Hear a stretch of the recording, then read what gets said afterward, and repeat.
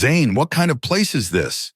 I asked in a panicked voice, glancing nervously at the bar before turning back to him. He chuckled lightly and said, "Just come inside, you'll understand soon enough." But my anxiety was growing.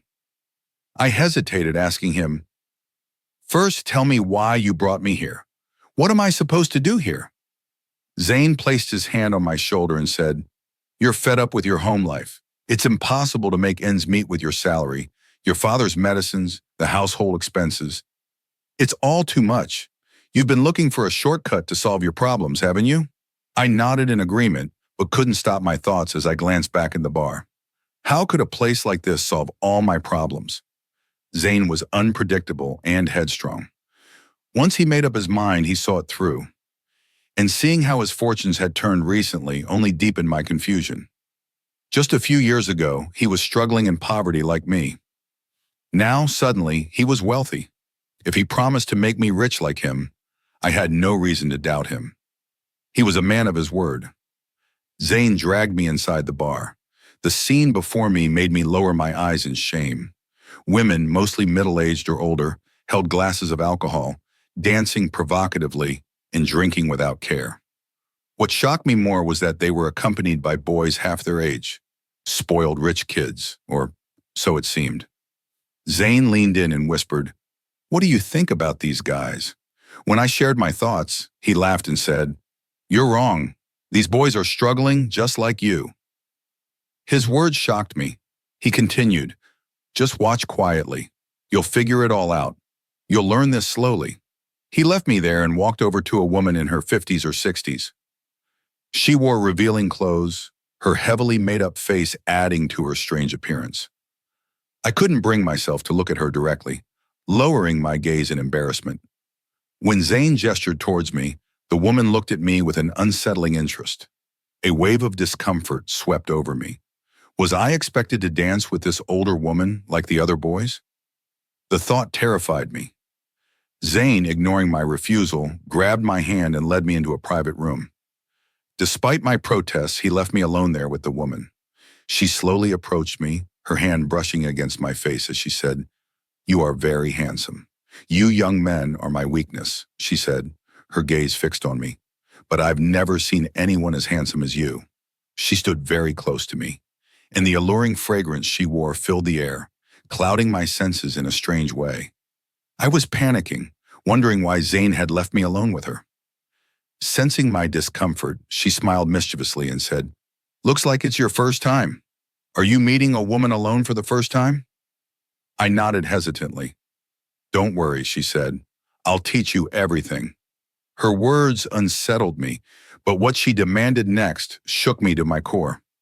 I couldn't believe a woman could ask for such a thing. Seeing my open-mouthed shock, she added, "I'm not asking you to do this for free. I'll pay you handsomely, far more than I pay Zane." She then forced me into a situation I could neither comprehend nor escape. At first I resisted, trying to stop her and explain what was right and wrong. But she ignored me, swept away by her emotions, and eventually I found myself unable to hold back my own. 2 hours later, Zane returned to the room. He smirked at me with a teasing look. Embarrassed, I avoided his gaze. As I was about to leave the room, the woman placed a thick wad of cash in my hand. "Come to my house every day," she said. "I'll wait for you, and I'll pay you just as much daily. Whatever you ask for, you'll get." She left, and I stood there staring at the money in disbelief. How could so much money end up in my hands after just 2 hours? But then it hit me. I had earned it through something I considered sinful. The thought made me feel disgusted with myself. Here I was, a young and able-bodied man, yet instead of working hard and earning honestly, I had chosen a shameful shortcut. But my family's needs weighed heavily on me. Rent, skyrocketing electricity bills, my father's medicines, and my siblings' school fees. I simply didn't have enough money to meet these demands. This money had solved all those problems. My mother was surprised to see me bring home so much cash. Her curiosity and concern grew, but I had no choice but to lie. I told her I'd started a well-paying part-time job. Soon I began enjoying this new arrangement. The woman's company didn't feel so bad anymore, and it wasn't even difficult. All I had to do was silence my conscience for a while and forget that she was my mother's age. As the money piled up, I deposited it into my account and began improving our lives. I sold my bike and bought a small car. I renovated our house, and for the first time, we were financially stable. My parents were relieved yet suspicious of my sudden fortune. I reassured them, saying my part-time job was the answer to all our problems. But deep down, I knew I was sinking further into a life I never imagined for myself. One day, my mother asked me, "You're not doing something wrong, are you?" Her question startled me, and I avoided her gaze. "Why would you think that, Mom?" I replied nervously. "Do I really seem like someone who would do such a thing?" She sighed and said, "These days the world is so unpredictable that everything makes me worry. Suddenly you have so much money, and I can't help but wonder if it's all earned the right way. You know your father always fed us with honest earnings.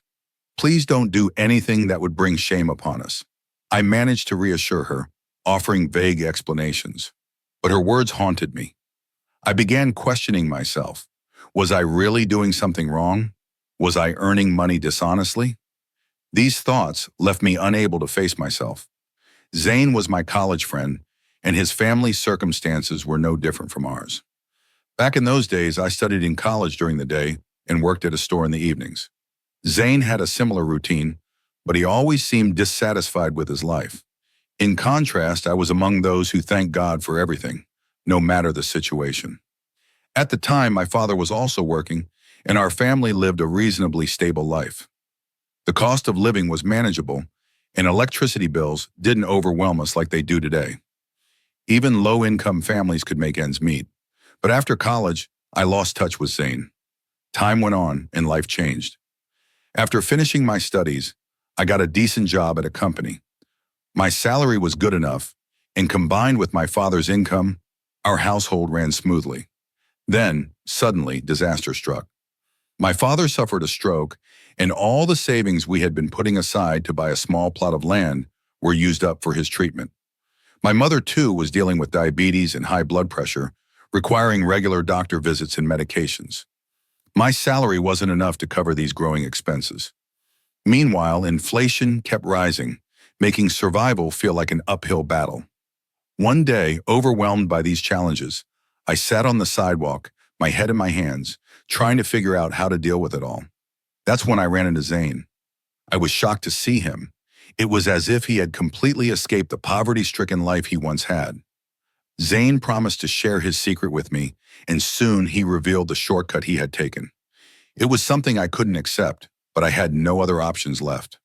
Zane had entanglements with many women, from whom he received large sums of money. I, however, had never even spoken to a woman outside my family before. My needs and desires were modest, and they were completely fulfilled by Samina. Samina was the widow of a wealthy businessman who had passed away a few years earlier. She had inherited all his wealth and property and was now spending it lavishly. I had no need to look elsewhere because Samina was meeting all my needs, financial and otherwise, with ease. God had not blessed Samina with children, which left a void in her life. She tried to fill that emptiness by spending money on friendships and indulgences. Over time, Samina started insisting that I marry her. She told me she loved me and couldn't imagine life without me. Her proposal left me anxious. There was no way I could marry a woman twice my age. My mother had dreams for my future and wanted me to marry someone of her choice. Moreover, Samina's past relationships with numerous men made it impossible for me to see her as a suitable wife. At the same time, my parents began discussing my marriage. But Samina's persistence grew stronger. She promised that if I married her, she would transfer all her wealth and property to me. Her offer tempted me. I began to rationalize, thinking, how many years does she even have left? I'll spend a few years with her, and once she's gone, I can marry someone else of my choice. Meanwhile, all her wealth will be mine, and I can live a life of luxury. When I shared this plan with my parents, my mother stared at me in shock, unable to believe her ears. My father was equally stunned. My mother scolded me harshly, saying, "Shame on you! You should be embarrassed even to think of such a thing. How could you marry a woman old enough to be your mother?" Despite their protests, I stood firm. My mother tried emotional blackmail, even threatening not to bless me, but I ignored her. I told them, I want to live life on my own terms. You should be happy for me. I'm getting wealth and property without lifting a finger, something I could never achieve even with a lifetime of hard work. My mother, disgusted, retorted, "Curse this kind of wealth. If it costs you your dignity, it's not worth having. I'm sure all this money you've been flaunting is because of that woman." Her words hit close to home, but I was too blinded by my dreams of a golden future to care. Ignoring their objections, I married Samina. She lived in a massive bungalow, so I moved in with her.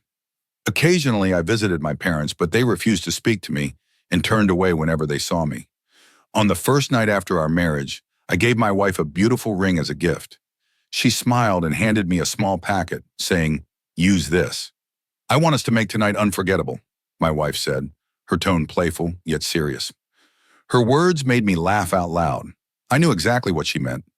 I decided to make the night as memorable for her as possible, something she would never forget. Opening the packet she had given me, I took the pills inside with a glass of milk. Soon, it became a routine. Every few days, my wife would insist I take those pills, but over time, I started feeling weaker, as if my body was aging prematurely. I felt physically drained, but I couldn't let her see that.